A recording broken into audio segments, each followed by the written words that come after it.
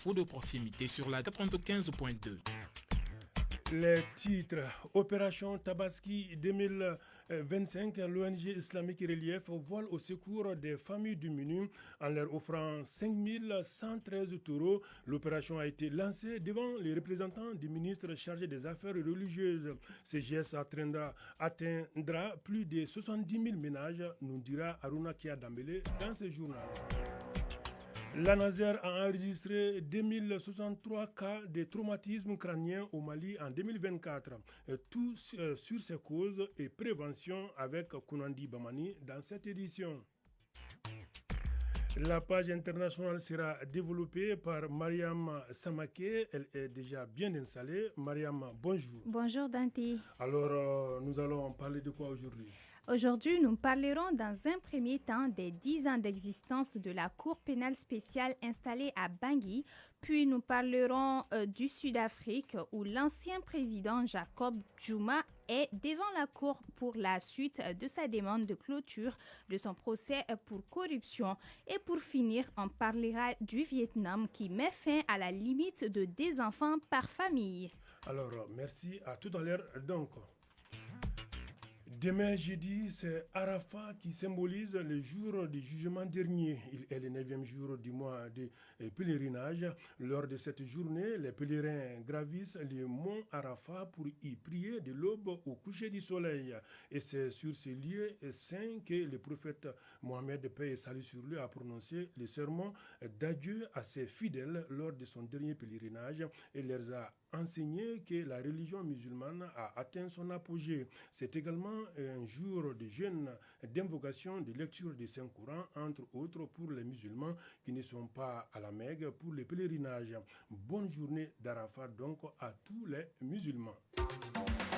Je vous le disais, l'ONG Islamique Relief veut rendre la fête des Tabaski plus joviale et digne pour plusieurs ménages du Mali. Elle vient de lancer l'opération Tabaski. Pour cette année, 5113 taureaux seront distribués aux nécessiteux. Pour un montant de plus d'1 milliard de francs CFA, ce geste atteindra plus de 70 000 ménages à travers le Mali. Aruna Kia Dambele et Abdoulaye Diarra étaient sur place pour InfoCité. Environ 71 582 ménages sont visés par ce don. L'ONG Islamique Relief, à travers ce geste humanitaire, permettra aux plus démunis de fêter en gaieté. Cette action vient consolider sa vocation, celle de protéger la vie et de préserver la dignité humaine. Sambou Kamara, directeur Islamique Relief Mali. L'opération Tabaski consiste à distribuer de la viande fraîche aux plus nécessités des populations maliennes, notamment les orphelins, les femmes veuves, les personnes déplacées, les personnes âgées, les familles qui sont dans une vulnérabilité extrême. Cette opération couvre 5 à 6 régions du Mali, à savoir le district de Bamako et les quartiers périphériques. Assister les personnes en situation difficile reste un acte noble pour la religion musulmane. Mamadou Issa Koulibaly, représentant du ministre du culte, des affaires religieuses et des coutumes. Il y a plusieurs couches au Mali et la fête est faite pour que tout le monde fête avec joie et dans la sérénité. Il y a des couches qui n'ont pas la possibilité pour fêter la Tabaski en toute joie et sérénité. S'agissant des bénéficiaires, ils s'en réjouissent et remercie les donateurs d'être parmi les élus de cette année. Ramata Tangara, représentante des bénéficiaires. À chaque fois qu'Islamique Relief décide de nous aider, nos enfants sortent de joie. Ils jouent le rôle de père de famille pour ces enfants. Nous ne pouvons que les remercier. À noter que cette opération Tabaski s'étendra jusqu'après la fête. Oui, jusqu'après la fête, à quelques jours toujours de la fête de Tabaski, les ateliers de couture de Bamako sont en pleine ébullition. Entre commandes des dernières minutes, clients impatients et tailleurs sous pression, une question se pose, tiendront-ils leur engagement? Élément de réponse dans les coulisses de ces ateliers en surchauffe, c'est avec Mariam Konaté. La Tabaski approche à grands pas et comme chaque année à Bamako, les ateliers de couture sont pris d'assaut. Tissus, wax, basés en pagaille, bruit des machines, coups de fil incessants. Nous sommes dans un atelier de couture en commune 3. Sur place, Un client discute vivement avec son tailleur. Les deux essayent de se mettre d'accord sur la date de livraison. Madou Diara, tailleur. Ce n'est pas facile de tout livrer à temps, surtout quand les clients arrivent au dernier moment avec plusieurs tenues. Mais quand le client respecte son rendez-vous et paye d'avance, on fait l'effort de faire à temps. Et justement, les clientes, elles veulent des résultats. Aïchatou Keita fait partie de celles qui reviennent chaque année dans ce même atelier. Je viens coudre mes habits de fête ici, car ils respectent leur engagement et connaissent ma morphologie. Awa Kone, gérante de l'atelier, est la main derrière toute cette organisation. Elle veille au grain et s'emploie à maintenir l'équilibre entre les commandes, la qualité du travail et le respect des délais. Non, on ne prend plus les commandes puisque c'est bientôt la fête. On a mis en place un planning. Quand on atteint la limite, on arrête de prendre de nouveaux habits. C'est dur de dire non, mais c'est nécessaire pour livrer dans les délais. À quelques rues de là, dans un autre atelier, une couturière nous confie que la question des engagements dépend aussi du profil du client.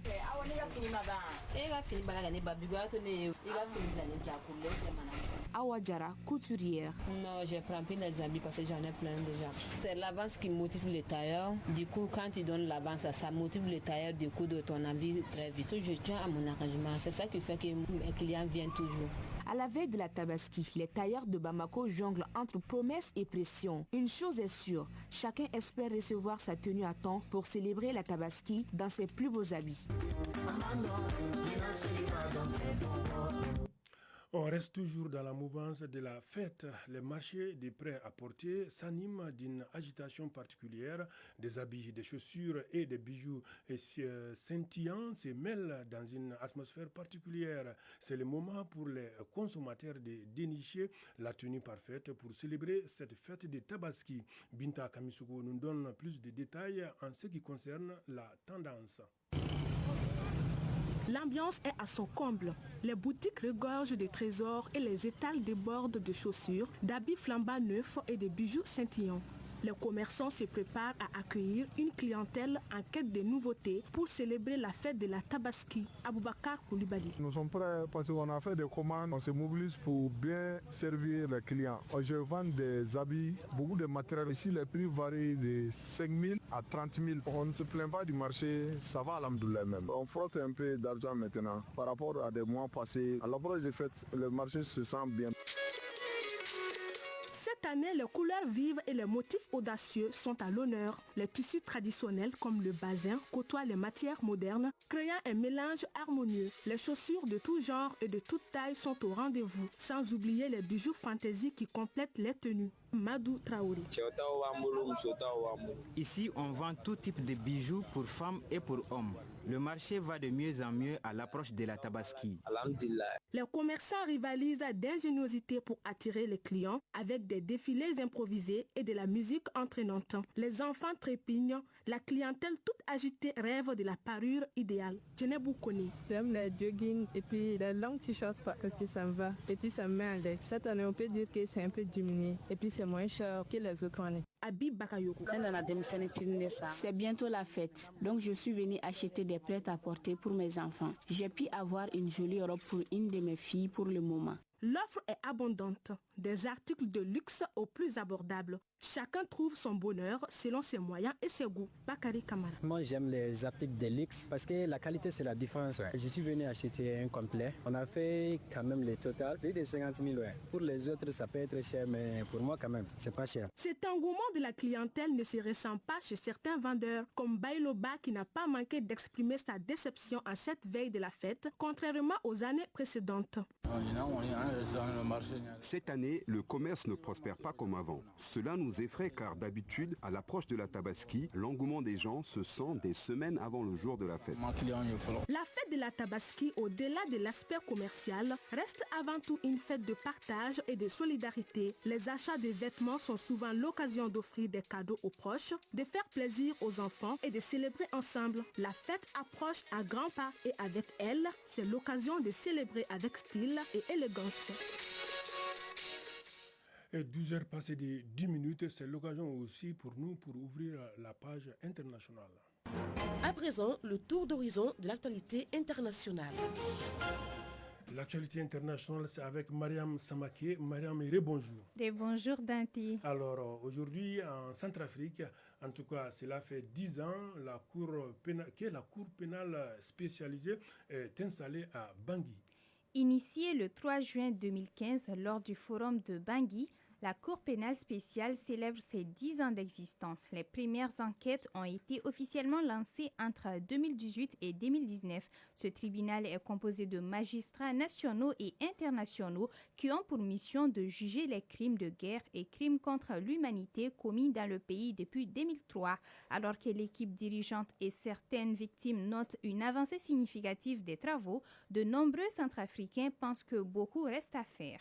En Afrique du Sud, l'ancien président Jacob Zuma à nouveau au tribunal pour la suite de sa demande de clôture de son procès pour corruption.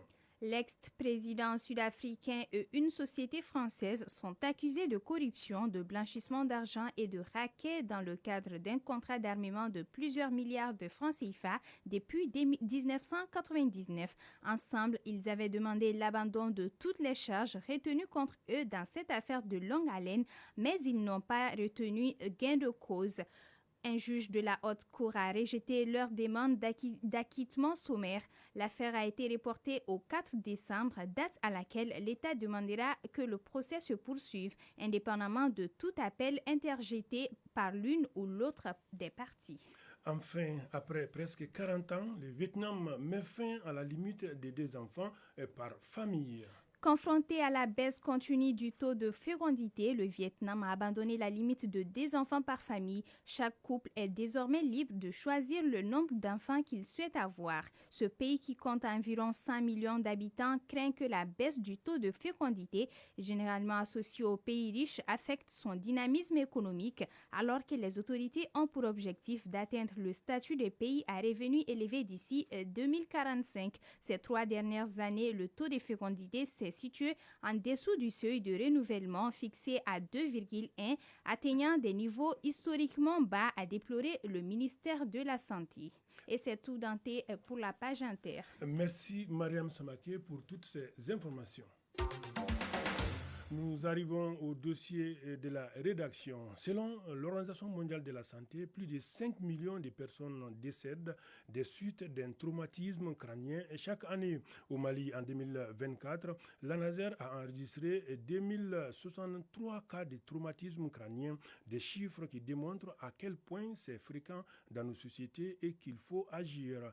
Pour plus de détails sur les causes, les conséquences et comment prévenir un traumatisme crânien, suivons ces dossiers de la rédaction signé Kounandi Bamani. Le traumatisme crânien peut survenir à tout moment dans la vie d'une personne. Il est lié à plusieurs causes, nous confie professeur Youssouf Sogoba, neurochirurgien. Dans notre contexte, les patients sont victimes d'accidents de la circulation routière.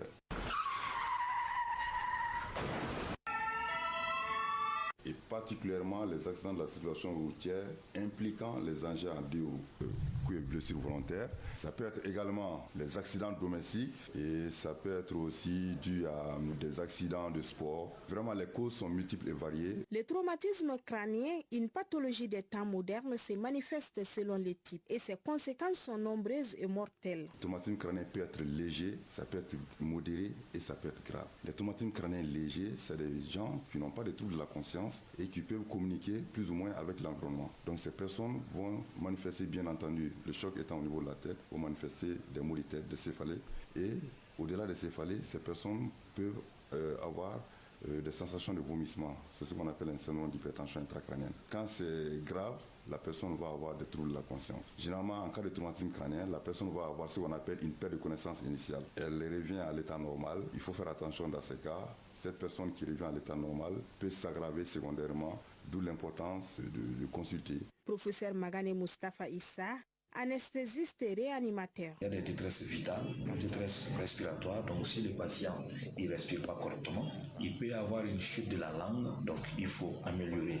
Si le patient n'est pas conscient, il y a un certain nombre de réflexes qui sont émoussés, donc il faut les améliorer. Ces traumatismes peuvent s'associer à d'autres lésions qu'il faut les chercher et qui peuvent être responsables de diminution de la pression artérielle. Ces témoignages anonymes soutiennent et confirment les propos du professeur Magané. Nous avions un professeur, il a fait un accident en moto qui a laissé des séquelles. Vous pouvez discuter souvent jusqu'à 30 minutes et après il vous demande le sujet de la discussion. Ça lui a laissé des troubles amnésiques. Le traumatisme crânien se traite et la prise en charge se fait à plusieurs niveaux. Nous prenons en charge surtout ce qui nécessite une intervention neurochirurgicale. Parce que qui dit traumatisme crânio-encéphalique, quand le cerveau est touché, il y a beaucoup de lésions qui peuvent nécessiter une intervention neurochirurgicale. D'après les experts, seule la sensibilisation peut aider à diminuer de façon drastique les cas de traumatisme crânien. À l'ANASER, le phénomène est bien pris en compte dans les opérations de sensibilisation. Kanté Alassane Moussa, chef de division éducation routière ANASER. La politique que nous menons, c'est les campagnes de proximité par rapport aux conséquences du non-port de casque. Le port de casque est obligatoire. Et ce que je demande aux usagers, particulièrement la jeunesse, c'est d'aimer l'autre pays et aimer leur propre vie en portant le casque. C'est le seul moyen de protection pour la tête. Selon nos professeurs du jour, il est possible de guérir du traumatisme crânien. Cependant, les séquelles de celui-ci peuvent marquer les patients à vie. Rien qu'en 2024, quelques 2063 cas de traumatisme crânien ont été enregistrés au Mali. La seule ville de Bamako représente 90 cas. Des chiffres de trop pour imaginer combien de vies ont basculé à cause de ces fléaux.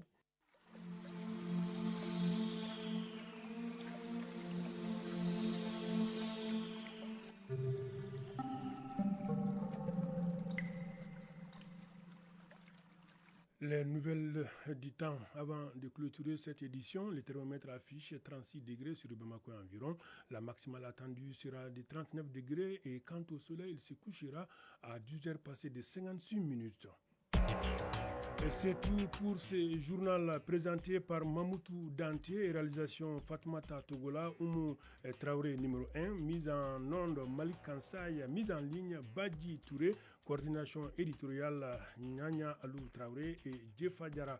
Merci de l'avoir suivi, mais restez à l'écoute. Tout à l'heure, ça sera Magazine des Sports avec Moussa Diabaté et Hawa Kamisogo. Merci, à très bientôt.